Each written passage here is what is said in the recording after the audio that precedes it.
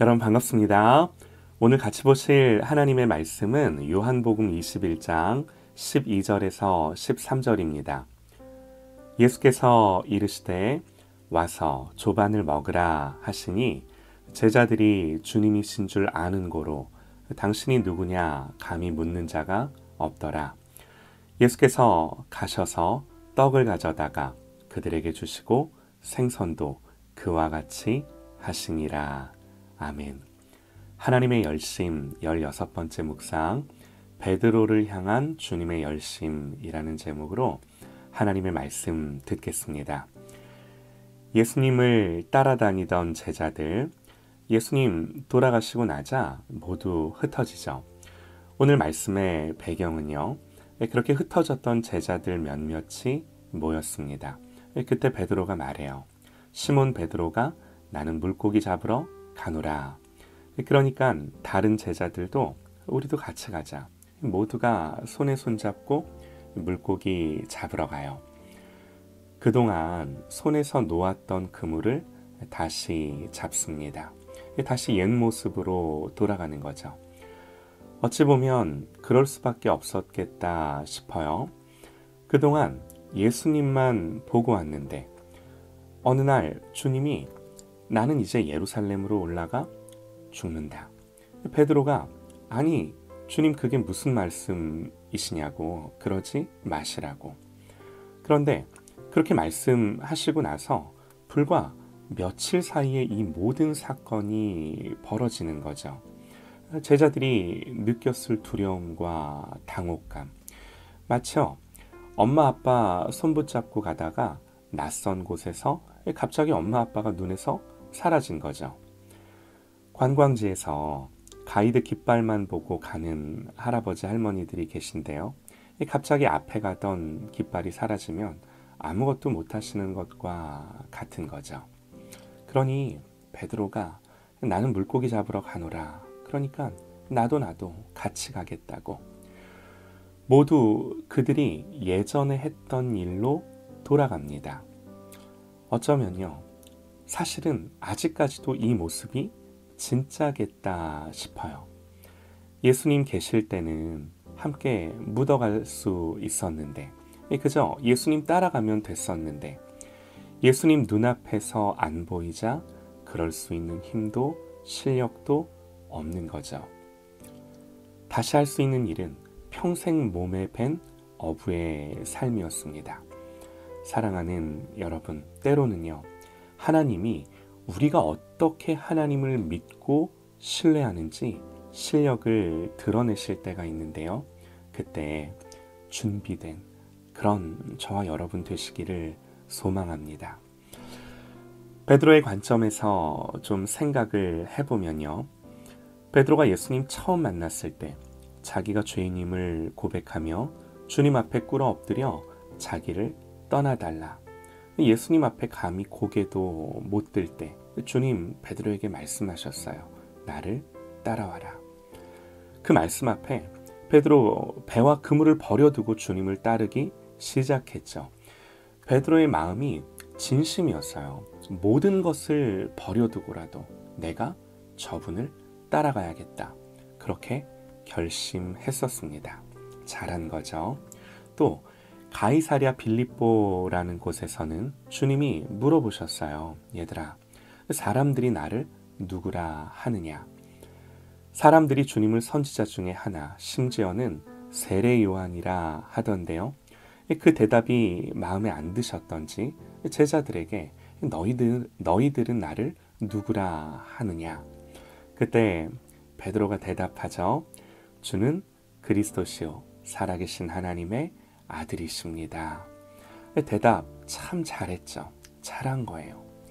또 마지막 유월절 식사를 하시면서는 예수님 당신이 받으실 고난에 대해 말씀하실 때 베드로가 주님께 이렇게 말합니다. 그가 말하되 주여 내가 주와 함께 오게도 죽는 데에도 가기를 각오하였나이다. 여러분 이 말이 거짓말이었을까요?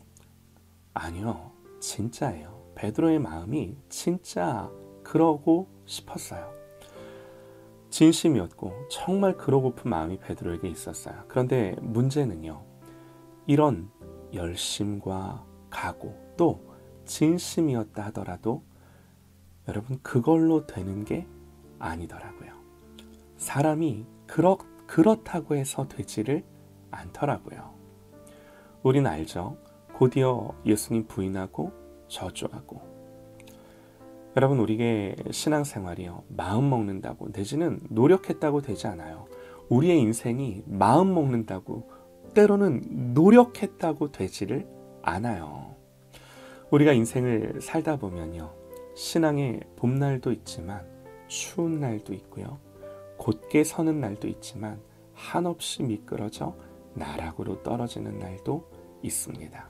여러분 이게 우리의 솔직한 모습이에요. 그러나 가장 중요한 것, 성경이 우리에게 가르쳐주는 가장 중요한 것, 오늘 말씀이에요. 예수님은요, 다시 그물을 집어든 당신의 제자들을 아침 일찍 찾아오신 겁니다. 그리고 해변에 숯불을 피워 떡과 생선을 구워놓고 그들을 위해 아침을 차리신 거예요. 성경의 문화에서 식탁을 나눈다고 하는 건요, 매우 중요한데요. 함께 먹고 마신다는 것은 그 당시 이스라엘의 문화 안에서는 하나됨이고 가족됨이에요. 그러니까 제자들이 예수님을 배반하고 부인하고 도망갔지만 예수님의 마음엔 여전히 이 실패한 제자들이 당신 제자인 거예요. 더 나아가 당신의 가족인 거죠. 여러분 우리가 어디서 이런 사랑을 발견할 수 있겠습니까? 우리들이 인생을 살면서 이런저런 시련과 어려움을 만나고 때로는 고통을 당합니다. 그래서 때로는 넘어지고요. 곤고함 속에 주님의 손을 놓을 때도 있습니다. 평안할 때는요. 주님 잘 쫓아가는 것 같았는데 어려움을 만나자 우왕좌왕하게 되는 거죠. 우리는 그래요. 그러나 분명한 한 가지 사실은 하나님은 어떤 경우에도 내 손을 놓지 않고 붙잡고 계세요.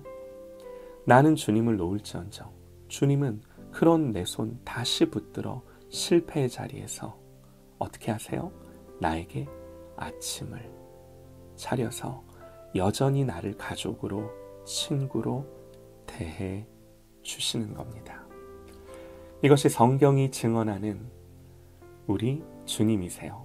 그러므로 사랑하는 여러분, 이 주님을 믿고 주님이 차려주신 식탁 앞에서 나는 실패하고 넘어졌을지언정 그분의 나를 붙들고 놓지 않는 이 열심을 깨닫는 그런 저와 여러분 되시기를 간절히 소망합니다. 이 베드로를 향한 주님의 열심이세요. 결국에는 여러분 우리가 성경을 통해 보게 되는요. 베드로의 열심과 각오로 그가 베드로 되는 것이 아니라 주님의 열심과 주님의 열정으로 베드로 되기까지 하나님이 그를 이끌어 가시는 거예요. 여러분 기독교는요. 체험이 중요하긴 하지만 체험과 경험이 근거일 수 없습니다. 오직 말씀이 근거이고 기준이고 믿고 붙들어야 할 전부예요. 우리는 오늘 말씀을 통해 주님을 보고 이 주님을 믿고 신뢰하며 의지하는 것입니다. 우리는 말씀에서 주님을 봅니다. 어떤 상황보다 환경보다 때로는 내 감정보다 판단보다 나를 향해 열심을 다해 주시는 이 주님만 보이는 그런 저와 여러분 되시기를 간절히 소망합니다.